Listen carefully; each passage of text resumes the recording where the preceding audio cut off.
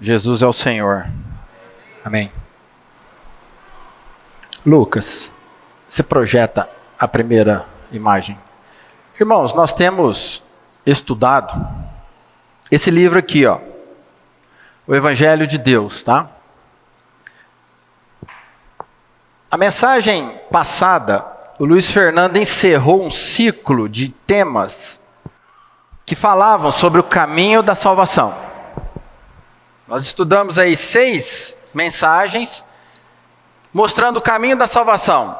A primeira mostrando que fé versus obras da lei, a segunda mostrando a relação da fé e a obra de Tiago 2, depois fé versus arrependimento, mostrando que o caminho da salvação não é a confissão e não é a oração, mostrando que a fé versus amar a Deus ou ser batizado, e a última, o Luiz Fernando finalizou mostrando a questão que o caminho da salvação é pela fé. A partir de hoje, nós vamos entrar numa outra linha de estudos, o próximo slide, que nós vamos falar sobre a salvação eterna. A partir de hoje, nós vamos falar sobre a salvação eterna. Nós teremos 5 mensagens com esse tema. As 2 primeiras mensagens, hoje é a primeira, vamos tratar dos argumentos positivos da salvação ser eterna. Sábado, na próxima mensagem, sábado que vem nós vamos ter conferência, na próxima reunião nossa, nós iremos tratar dos aspectos positivos, segunda parte. Depois vamos tratar 3 mensagens mostrando que a salvação é eterna, aspectos negativos. O que seriam aspectos negativos? Você vai conversar com uma pessoa e ela fala, não é eterna não, aqui ó, está escrito ali essa porção, aquele que perseverar até o fim, esse será salvo. Então não é eterna, tem que ter perseverança. Então existem alguns argumentos que são contrários a essa linha da salvação ser eterna. Então vão ser 3 mensagens nessa linha. Depois que terminar essas 5 mensagens, próximo slide, nós vamos entrar no final do livro. Nós vamos ter 7 temas, 7 mensagens. Eu não sei se cada capítulo desse será uma mensagem, ou se ficar grande acaba dividindo, eu não sei. Mas serão 7 capítulos desse livro, que nós iremos ver a maneira de Deus lidar com os pecados dos cristãos. Deus vai lidar com os pecados dos cristãos, tá? E nós vamos ver 7 maneiras de Deus lidar com os pecados dos cristãos, mostrando a disciplina e a recompensa, qualificações para entrar no reino dos céus, disciplina no reino, vão ser a parte 1 e parte 2, geena de fogo no reino, purificação e confissão e lavar os pés. Então nós vamos ter ainda 7 comunhões depois dessa linha. Aí finaliza o estudo desse livro, o Evangelho de Deus. Estou sintonizando os irmãos para que os irmãos saibam o que está acontecendo, o que está sendo estudado na vida da igreja, aqui nessas mensagens de sábado, tá? Então hoje nós vamos começar o tema sobre a salvação eterna. Não está perguntando, está dizendo, a salvação é eterna, tá? Vamos lá então, irmãos. Talvez você escute eu falar isso e pense assim, André, eu sei que é eterna, não tem dificuldade quanto a isso. Até acredito que talvez você pense assim, porque aqui no nosso meio, você não fica ouvindo ninguém falar, você vai para o inferno, hein? Fica firme não para você ver. Você escuta isso aqui? Se você não perseverar, você vai para o inferno. Peça perdão pelos seus pecados, senão você vai para o inferno. Então, por não ouvir isso no nosso meio, que vai para o inferno, que vai para o inferno, que vai para o inferno, talvez você não tenha dificuldade de entender que a salvação é eterna. Mas, irmãos, infelizmente não é assim no meio do povo de Deus de uma forma geral. Hoje até a minha esposa falou assim, a maioria acha que é eterno. Eu falei, não, é o contrário, a maioria pensa que perde. É triste, mas é uma minoria dos filhos de Deus que acham que a salvação é eterna. A maioria, grande parte, acredita que se não ficar firme, vai para o inferno. E nós iremos tratar esses temas. Irmãos, eu nasci num lar cristão, meus pais já eram convertidos e eu fui criado numa linha de ensinamento de que nós iríamos para o inferno se a gente não ficasse ali, firme. Então isso para mim era um tormento Porque eu pecava às 9 horas da manhã, estava no inferno. Morria de medo do Senhor voltar às 10 da manhã. Porque eu tinha pecado, então Senhor me perdoa, Senhor, porque senão eu vou para o inferno. Jesus volta, pega a igreja, perdi. Então era um pânico. Aí Senhor, perdoa meus pecados, Senhor, estou salvo de novo. Aí às 3 da tarde, pecava de novo. Senhor, me perdoa porque eu pequei. O medo de ir para o inferno me assolava. E eu sei que não foi só eu que tive esse privilégio aqui de viver essa experiência. Eu sei que muitos irmãos passaram por isso. Por um lado, isso tem um aspecto até de que nos preserva, de uma certa forma. Sim, até entendo que sim. Mas por outro lado, isso nos atrapalha. Por quê? Como que você vai desenvolver um relacionamento com Deus que basta um deslize seu, ele te joga no inferno? Era uma luta isso para mim. As reuniões que eu ia no passado, todo domingo tinha apelo. Vem aceitar Jesus, vem aqui na frente. Toda vez a gente tinha que aceitar o Senhor, porque eu já tinha perdido a salvação ao longo da semana, várias vezes. Então tinha que aceitar o Senhor de novo. E como é que eu ia desenvolver um relacionamento com o meu Senhor se eu pecasse e ia para o inferno? Eu via o Senhor como um juiz com chicote, só para me bater no lombo. Sai da linha para você ver. Pá! E vai para o inferno. Então isso foi um tormento, irmãos. E até pouco tempo, conversando com uma pessoa, ela contando a história de um irmão. Mas o irmão estava muito assim, aí o irmão foi não sei o que, e o irmão morreu nessa condição. Não, coitado, eternamente no inferno. Eu fiquei calado, ouvi aquilo, falei, é assim que as pessoas pensam. Uma pessoa que havia morrido, um irmão que estava longe dos caminhos do Senhor, morreu naquela condição, e a pessoa que me contou isso disse, está eternamente no inferno, está condenado. Sabe, facilmente a gente joga as pessoas no inferno. E é horrível você viver assim. É horrível. E eu queria mostrar para vocês hoje, talvez vocês já até saibam, mas nós vamos compartilhar alguns pontos, que a salvação, ela é eterna. Você sabia disso, irmãos? O quanto isso governa você? Ou é apenas sei disso? Isso, quando eu vim reunir na vida da igreja, isso foi para mim uma das maiores alegrias. Quem me pastoreava na época era o Sebastião Felisbino. Eu falava assim para ele, como que eu nunca vi isso na vida? E ele me mostrava porções que eu já estava assim, tinha lido várias vezes. E eu tinha um véu, porque eu estava inserido num lugar que me ensinava a perca da salvação. Aí o dia que ele, na comunhão, foi me mostrar, a hora que eu vi aquilo, eu falei, como que eu nunca vi isso, irmão? Sério? Nunca mais eu vou para o inferno? Isso é bom demais, irmão. Eu lembro, irmãos, que eu estava uma vez numa denominação, e tinha uns jovens lá que tinham um testemunho muito negativo. E aquela denominação, por incrível que pareça, cria que a salvação era eterna. E aí, ele pegou o microfone, eu estava numa reunião de jovens, aí ele pegou o microfone, um jovem falou assim, porque nós somos salvos, nós temos a nossa salvação eterna, então nós estamos tranquilos. E eu vi que ele não tinha testemunho nenhum de vida, aquele jovem. E eu olhei aqui e falei assim, tá vendo? É por isso que vai para o mundo. É por isso que faz o que faz. Ele pensa que não perde, ele vai para o mundo até se esbanjar no mundo, ele está achando que nunca mais vai para o inferno.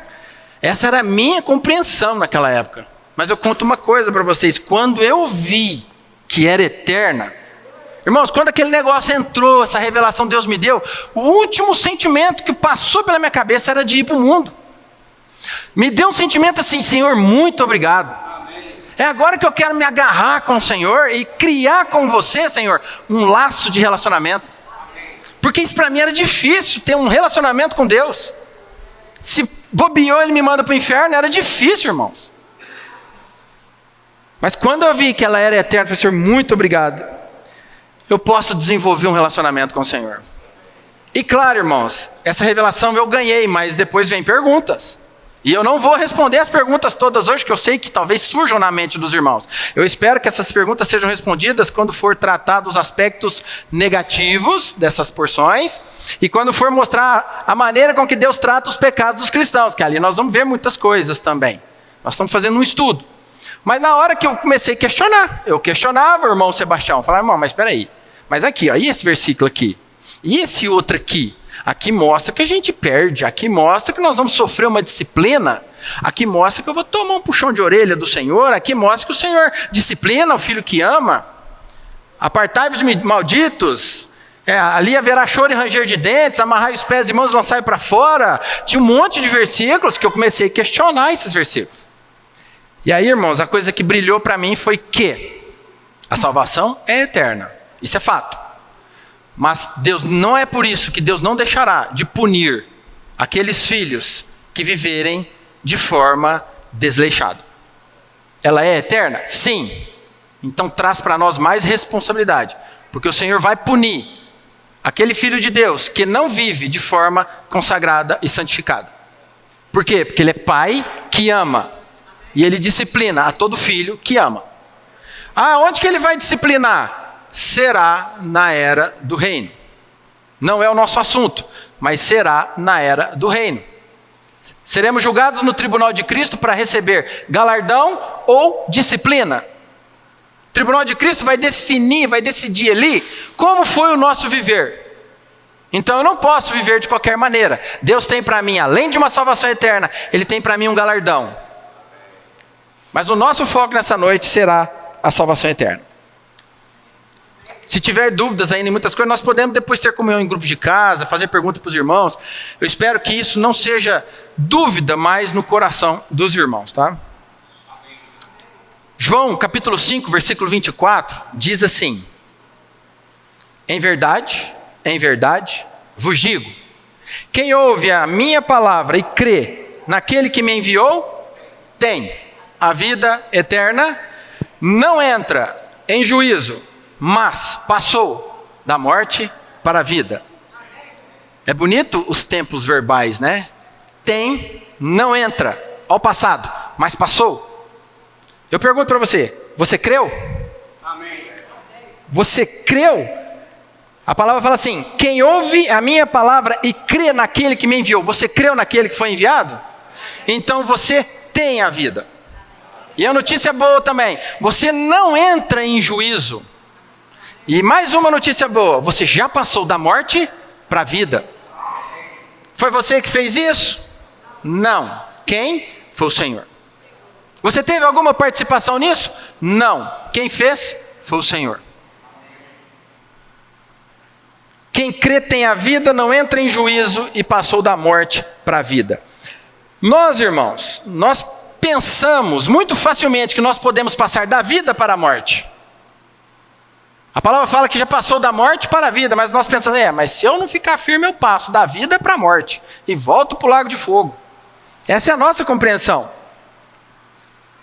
Quando você olha, João 3,16, porque Deus amou o mundo de tal maneira que deu o seu Filho unigênito para que todo aquele que nele crê não pereça, mas tenha a vida eterna.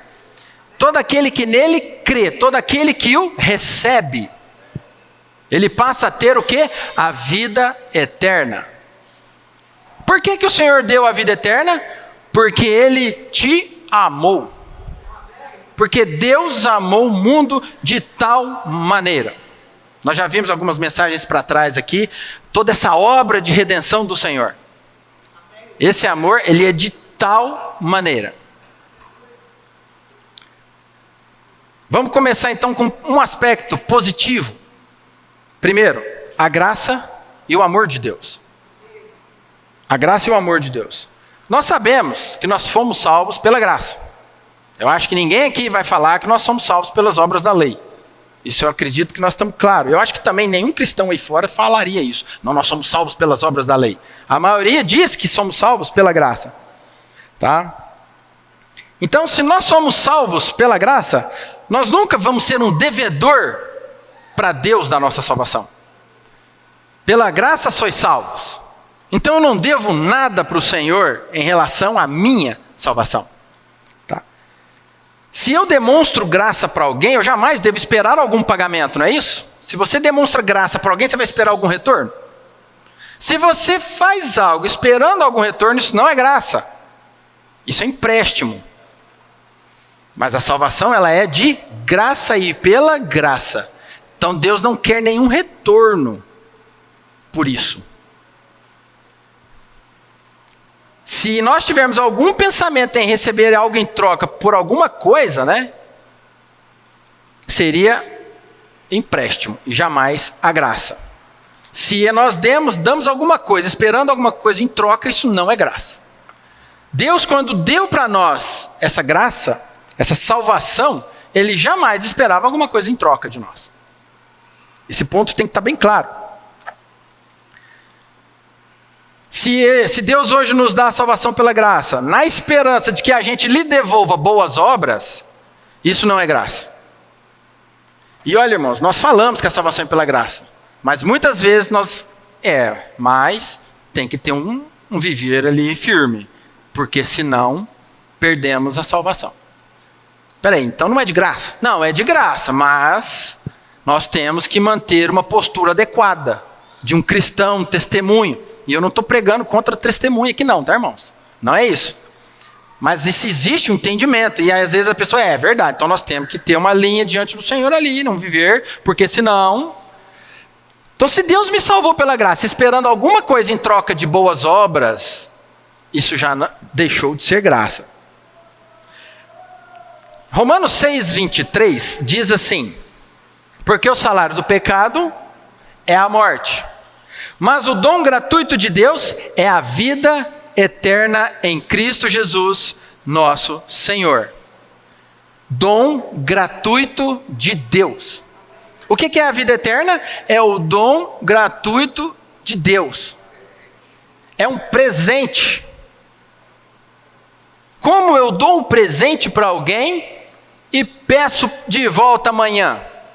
Alguém faria isso?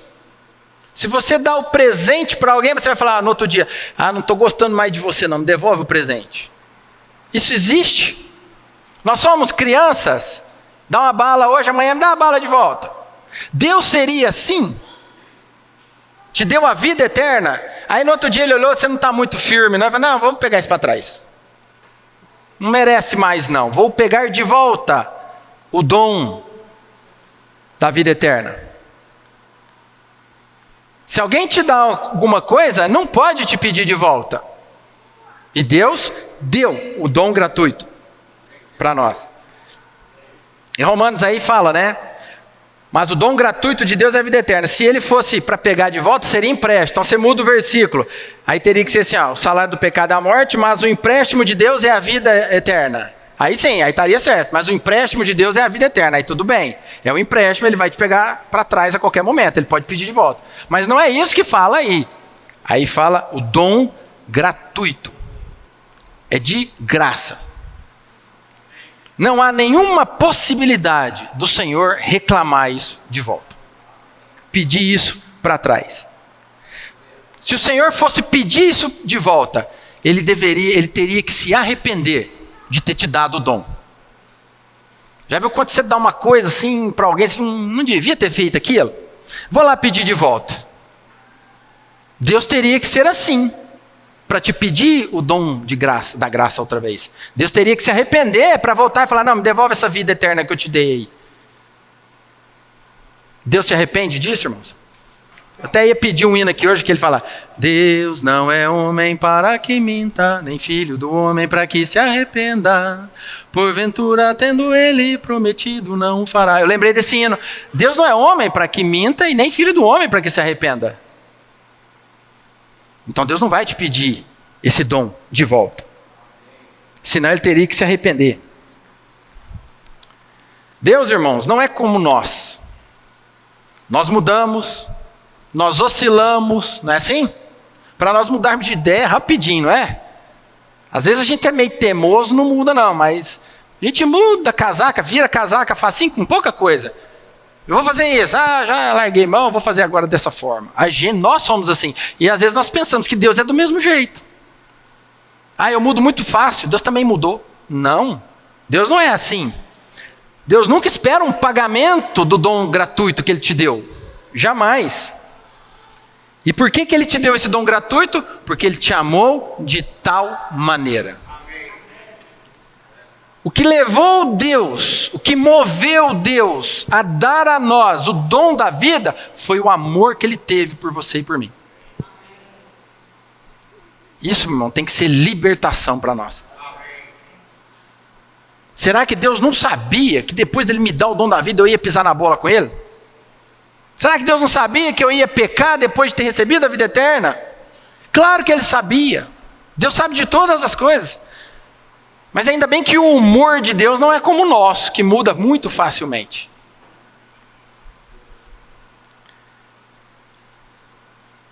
Deus não pode mudar de ideia. Se a palavra fala assim, Ele nos amou enquanto nós éramos pecadores. Se Ele nos amou e nos deu o dom da vida enquanto nós éramos pecadores, agora que nós somos filhos, Ele vai mudar de ideia? Ele vai reivindicar, Ele vai se arrepender só porque nós cometemos um erro ali e outro aqui?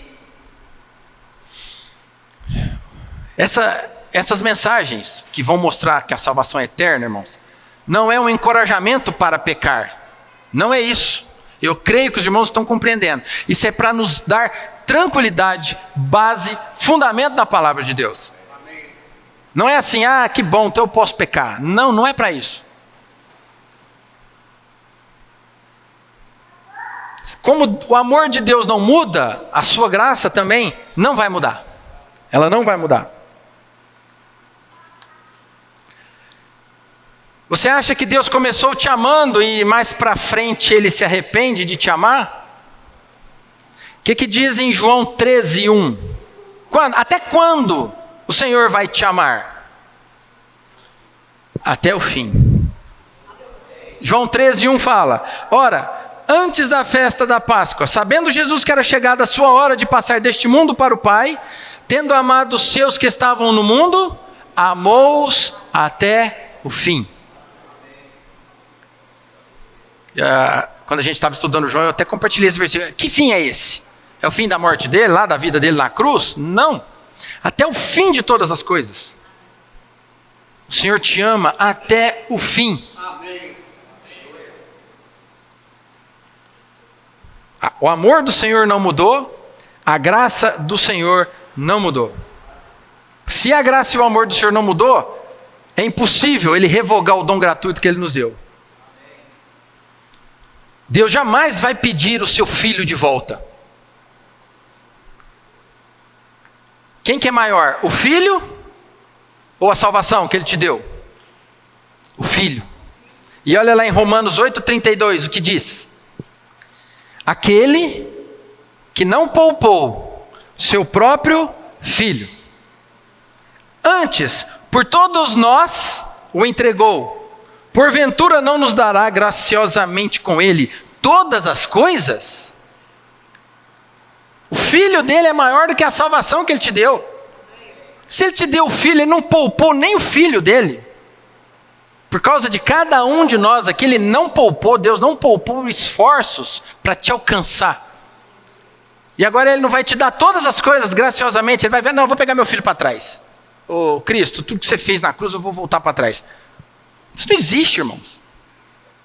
Talvez você pense, ou alguma pessoa pense, André, o Senhor não volta para trás, mas eu anulo tudo o que Deus fez na minha vida. Eu tenho o poder de anular a salvação de Deus. Eu já ouvi isso de filhos de Deus. Se eu abandonar o Senhor e ir para o mundo, eu perco a minha salvação, eu anulo tudo que Deus fez. Eu falei, você é poderoso demais então. Você é mais poderoso que Cristo. Você tem o poder de anular a obra de Cristo na cruz, poder de anular a escolha de Deus por você. Você tem muito poder.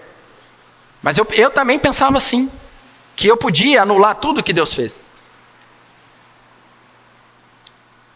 Se Deus quis dar o filho, Ele não poupou, será que Ele vai negar alguma coisa a mais?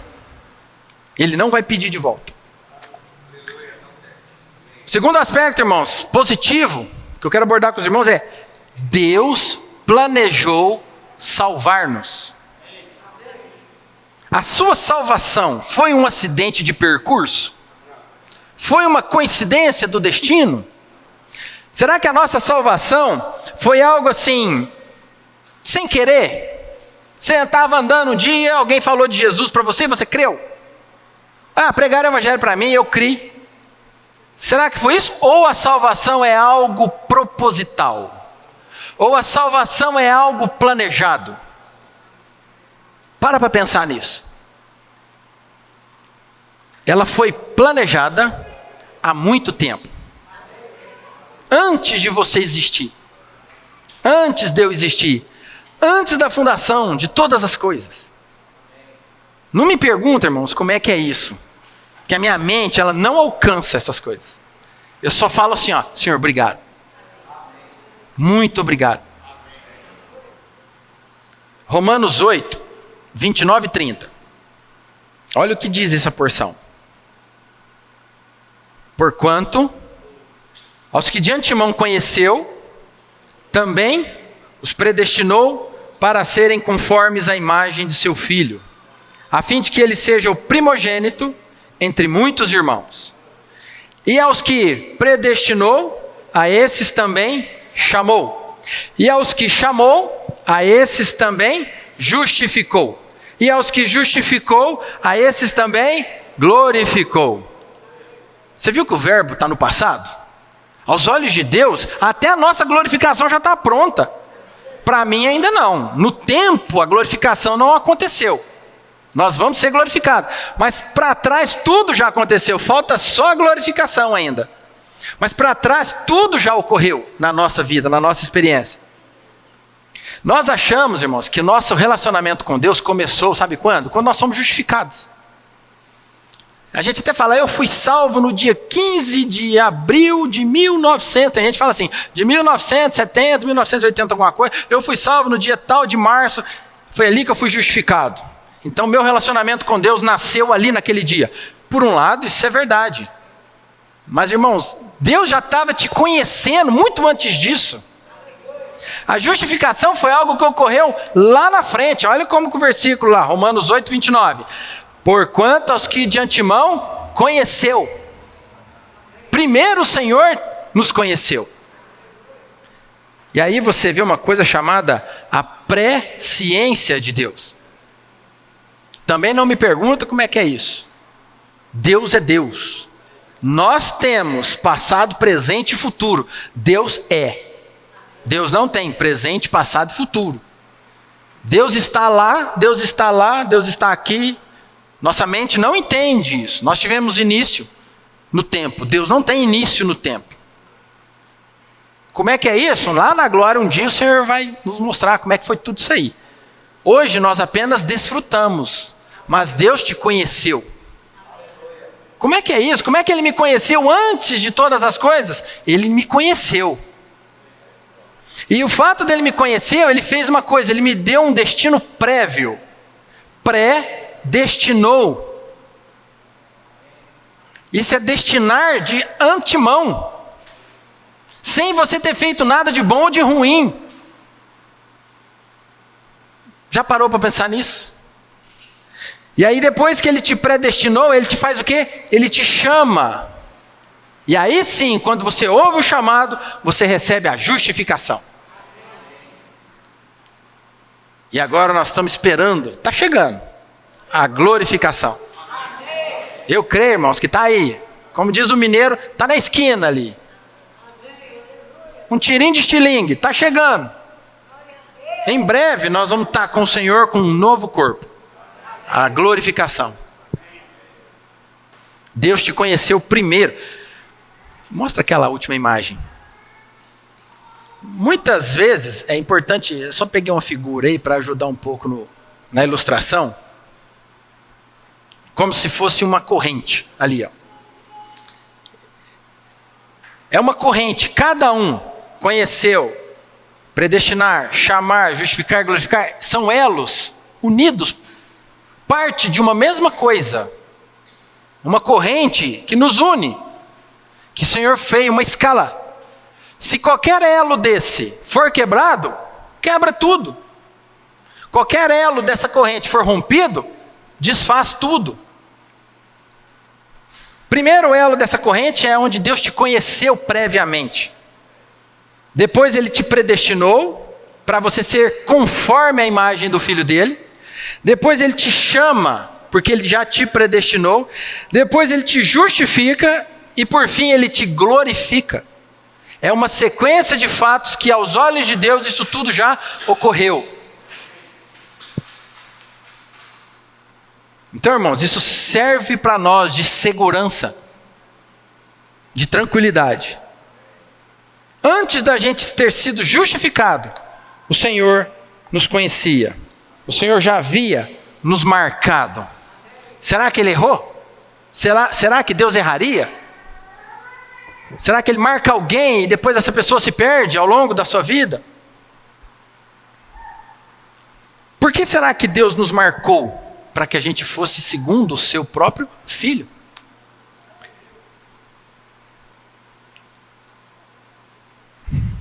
Então a história do nosso relacionamento com Deus não começou no dia da nossa justificação. Já começou lá no conhecimento de Deus. Lá atrás, irmãos. Ele já conheceu o seu viver, a sua pessoa. Como eu preciso crer nisso? Porque facilmente eu acredito na mentira do diabo de que Deus não me ama. Deus te conheceu previamente, antes de tudo. E já te amou lá atrás. Isso é um mistério. Que um dia o Senhor vai nos esclarecer. Por isso que para nós mudarmos de decisão, de posição, de opinião é muito fácil. Mas Deus não.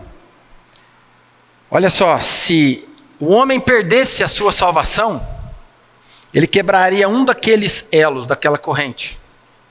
E se o homem fosse capaz de quebrar um daqueles elos, daquela corrente, nós estaríamos pondo em xeque a presciência de Deus. Mas a presciência de Deus não pode ser abalada. A predestinação que Deus fez não pode ser abalada. Então isso é para nós segurança. Se nós perdêssemos tudo que Deus fez por nós, Deus errou na sua presciência. Tudo que eu estou vivendo aqui hoje é uma ilusão. Todo o seu viver cristão até hoje foi falso. Foi sem realidade. Você nunca foi filho então, você nunca se converteu, você nunca foi regenerado então. Percebe, irmãos? Que segurança nós temos? Deus não pode anular a justificação que Ele nos deu sem afetar a sua presciência. Não tem como isso acontecer. Por isso que a palavra fala, aos que justificou, a esses também glorificou. Percebe que aquele versículo fala, aos que conheceu, a estes também chamou, predestinou, aos que predestinou, a esses também chamou. A palavra faz questão de mostrar que é a esses, é a esses.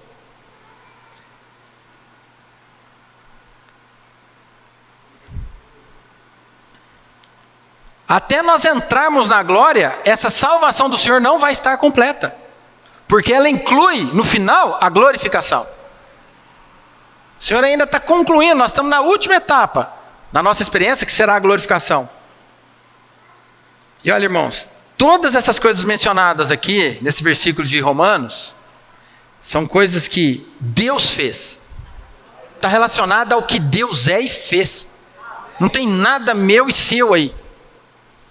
Foi Deus quem te conheceu de antemão, foi Deus que te predestinou, foi Deus que te destinou, foi Deus que te chamou, Ele que te justificou e é Ele que te glorificará. Tem alguma coisa sua nisso aí? Nós não temos participação em nada, nós só somos o ser que recebe e desfruta de tudo isso aí. Tudo pela fé. Aí eu pergunto para os irmãos, será que Deus pode conhecer de antemão umas 100 pessoas, depois predestinar 90? E aí ele vai e chama apenas 80, justifica apenas uns 50 para glorificar 10? Será que Deus faria isso? Por isso que o versículo fala, aos que conheceu, chamou. Aos que chamou, predestinou, aos que predestinou, chamou. É a esses. O Senhor não escapou ninguém das mãos de Deus. Daqueles que Ele conheceu, predestinou, chamou, justificou e glorificou. É impossível Deus ter errado nisso. É impossível. E o Senhor é aquele que quando começa, Ele vai até o fim para concluir. Lá em Apocalipse fala que Ele é o alfa e o ômega, o princípio e o fim. Nós temos um caráter muito relapso, talvez a gente comece uma coisa e para no meio do caminho. A gente começa uma obra e para. Isso é coisa do homem. O homem que começa muita coisa e não consegue terminar. Deus começa e termina. Filipenses 1,6. O que diz? Aquele que começou... estou plenamente certo de que aquele que começou boa obra em vós há de completá-la até o dia de Cristo Jesus. Por acaso Deus te chamou e lá na frente você já ficou para trás, Ele vai glorificar outros e nós estamos de fora? Se fosse assim, Ele teria falhado na conclusão da sua obra. Mas Deus não é como nós. Nós temos essa segurança de que aquele que começou há de completá-la. Interessante que Paulo começa esse versículo falando assim, estou plenamente certo. Paulo não tinha dúvidas com relação à sua salvação. Irmãos, era assim, motivo de riso. Quando eu me lembro de um pastor, perguntava assim, quem tem certeza da sua salvação, levanta a mão. Virava riso. Porque uns 2, 3 levantavam, uns levantavam assim com vergonha, outros ficavam assim, não sei, nem vou levantar, vai saber o que eu posso aprontar amanhã. Ficava aquela coisa, ninguém tinha certeza. Uns faziam pela fé, né? Ficava assim. Outros falavam, uma vez nós fizemos um estudo de Apocalipse. Foram 7 dias de Apocalipse. No último dia começou na segunda, terça, quarta, quinta. No domingo, ia entrar no céu uns 2, 3 só. Já tinha a maioria ido para o inferno. Aquilo acabou comigo. Falei, meu Deus, será que eu vou estar entre esses pouquinhos aí? Muitos são chamados, poucos escolhidos. Aí tinha aqueles versículos assim, será que eu vou estar entre os poucos escolhidos? Era um pavor pensar dessa forma. Mas nós temos essa segurança de que aquele que começou essa boa obra, Ele vai completar. Se você virar as costas para o Senhor, se você a partir de hoje falar assim, eu vou amar o mundo, é eterna mesmo? Então eu vou embora, vou aproveitar, vou dar vazão para a carne, deixa eu viver na carne. Pode ir. Mas o Senhor vai terminar a obra dele. Ele vai te disciplinar. Nós vamos responder pelos nossos atos. Nós vamos ser julgados. Não para definir a nossa eternidade, porque a nossa eternidade ela já está resolvida. Mas nós vamos ser julgados para definir a nossa disciplina ou não no reino. Então, irmãos, nosso coração, depois de tudo que você vê o que Deus fez, é de consagração, é de entrega. Senhor, o mínimo que eu tenho para te oferecer é a minha vida. Deus vai completar o que Ele começou. E essa obra de Deus, ela não vai terminar, ela não estará completa, até que estejamos glorificados. Por isso que aquele que começou a boa obra vai completar até o dia de Cristo. Até o dia de Cristo. Tem algumas interpretações, dia de Cristo, alguns entendem que seja um arrebatamento, o que não está errado. Outros entendem que o dia de Cristo é um milênio. Para o Senhor um dia é 1000 anos é um dia. Então até o final do milênio vai estar completinha essa obra, o que também não está errado. Mas o Senhor vai completar. Nosso coração mínimo que nós podemos fazer hoje é nos consagrar e falar, Senhor, eis-me aqui. Eu sou salvo. Eu posso ter um vínculo de relacionamento com Deus, na certeza de que não serei jogado fora. Eu vou parar por aqui, nós vamos continuar amanhã. Vamos só curvar nossas cabeças, vamos fazer uma oração. Aí depois a gente faz rodinha de pequenos grupos e tem comunhão sobre a palavra. Vou parar 15 minutinhos antes para a gente ter esse momento. Senhor, obrigado por tamanha salvação. Obrigado por tudo que o Senhor fez por nós. O Senhor nos salvou. Somos salvos, Senhor. Pertencemos a Ti. Éramos filhos da ira. Vivíamos no pecado. Mas o Senhor nos conheceu, nos predestinou, nos chamou, nos justificou e nos glorificou. Essa é a nossa história. Essa é a nossa realidade. Nos ensina a desfrutar disso e vivermos para isso. Nos salva de toda mentira do inimigo. que diz para nós que o Senhor não nos ama, que diz para nós que o Senhor vai nos jogar no inferno. Senhor, tenha misericórdia e nos faça cada vez mais conhecer essa obra da salvação, conhecer a vida eterna que o Senhor nos deu. Se o Senhor nos deu a vida é porque nós podemos viver por essa vida. A vida foi dada a nós para ser vivida por nós. E Ele quer que nós vivamos essa vida. Nos ajude a viver a vida que o Senhor nos deu. Por meio dessa vida nós venceremos todas as coisas. O mundo, a morte, o pecado, a tentação. Tudo porque já temos a vida eterna. Ajuda-nos a prosseguir conhecendo o Senhor e essa obra de salvação cada vez mais. Obrigado pela vida da igreja, Senhor. Obrigado pela vida dos irmãos. O Senhor tem nos guardado e nos conduzido. Que o Senhor nos leve à frente, cada vez mais confiante. Cada vez mais alegres por tudo que o Senhor é para nós. Nós oramos em Teu nome. Amém. Amém.